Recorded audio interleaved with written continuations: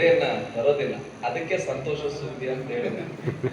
ಮೊದಲೇ ನೀವು ಹ್ಯಾಪಿಯಾಗಿ ಚಪ್ಪಳೆ ಹೊಡೆದ್ರಲ್ಲ, ಅದೇ ಖುಷಿಯಿಂದ ಈ ಮಾತನ್ನು ಕೇಳ್ಕೊಂಡು ಇವತ್ತು ನಾವು ಚರ್ಚೆ ಮಾಡ್ತಿರೋ ಕವನ ಸಂಕಲನ ಈ ಪುಸ್ತಕ.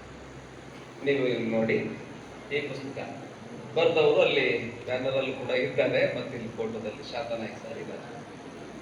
ಶಾಂತನಾಯ್ಕ ಸರ್ ಅವರು ಕತೆ ಬರೆದಿದ್ದಾರೆ, ಕವನಗಳನ್ನು ಬರೆದಿದ್ದಾರೆ, ಗಜಲ್ಗಳನ್ನು ಬರೆದಿದ್ದಾರೆ, ನಾಟಕ ಬರೆದಿದ್ದಾರೆ, ಫೋಟೋ ಸಾಹಿತ್ಯವನ್ನು ಬರೆದಿದ್ದಾರೆ. ಈ ಎಲ್ಲ ಸಾಹಿತ್ಯ ಪ್ರಕಾರಗಳಲ್ಲೂ ಅವರು ಕೆಲಸ ಮಾಡ್ತಾ ಬಂದರೂ ಕೂಡ ಅವ್ರನ್ನ ತುಂಬಾ ಪ್ರೀತಿಯಿಂದ ಕಾಣಬೇಕಾಗಿರೋದು ಒಬ್ಬ ಕವಿಯಾಗಿ. ಯಾಕೆಂದ್ರೆ ಈ ಸಮಾಜದಲ್ಲಿ ಕವಿಗೆ ಇರುವ ಗೌರವ ಇದೆಯಲ್ಲ, ಅದು ಬಹಳ ದೊಡ್ಡದು. ಈಗ ಈ ಡಿಸೆಂಬರ್ನಲ್ಲೇನೆ ನಮ್ಮ ಅಖಿಲ ಭಾರತ ಕನ್ನಡ ಸಾಹಿತ್ಯ ಸಮ್ಮೇಳನ ನಮ್ಮ ಬಳ್ಳಾರಿಯಲ್ಲೇ ನಡೀತಾ ಇದೆ. ಅವಾಗ ಇಲ್ಲಿ ಕವಿಗಳ ದಂಡು, ಸಾಹಿತಿಗಳ ದಂಡೆ ನಡೆಯುತ್ತೆ. ನೀವೆಲ್ಲದಕ್ಕೆ ಸಾಕ್ಷಿ ಆಗ್ತೀವಿ.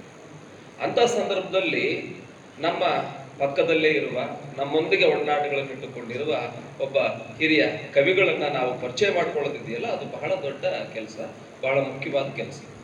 ಅವರ ಈ ಆ ದಿನಗಳ ಮಾತು ಹೀಗೇಕೆ ಅಂತ ಅವರ ಶೀರ್ಷಿಕೆನ ಪ್ರಶ್ನೆ ಮಾಡ್ತಾ ಇದೆ.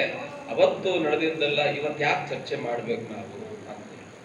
ಆದ್ರೆ ಚರ್ಚೆ ಮಾಡಬೇಕು. ಯಾಕೆ ಅಂದ್ರೆ ನಮಗೆ ಕವಿ ಏನ್ ಕಲಿಸ್ಕೊಡ್ತಾನೆ ಅಂತಂದ್ರೆ, ಈ ಸಮಾಜದಲ್ಲಿ ನಾವು ಹೇಗ್ ಬದುಕಬೇಕು, ನಮ್ಮ ಜವಾಬ್ದಾರಿ ಏನು. ಪರೀಕ್ಷೆ ಬರೆಯೋದು ನಮ್ಮ ಜವಾಬ್ದಾರಿ, ಇಂಟರ್ನಲ್ ಮಾರ್ಕ್ಸ್ಗಳನ್ನು ಕೇಳಿ ಪಡೆಯುವುದು ನಮ್ಮ ಜವಾಬ್ದಾರಿ ಅಷ್ಟಲ್ಲ. ಈ ಸಮಾಜದ ಒಳಗಡೆ ನಮ್ಮ ವರ್ತನೆ ಏನು, ನಾವು ನೈತಿಕವಾಗಿ ಈ ಸಮಾಜಕ್ಕೆ ಏನ್ ಕೊಡುಗೆಯನ್ನು ಕೊಡ್ತೀವಿ ಅನ್ನೋದ್ರ ಕುರಿತು ನಾವು ಚರ್ಚೆಯನ್ನ ಮಾಡಬೇಕಾಗುತ್ತೆ. ಅವರದು ಬಹಳ ಮುಖ್ಯವಾದ ಒಂದು ಕವಿತೆ, ಅಲ್ಲಿಂದಲೇ ಶುರು ಮಾಡ್ತೀವಿ.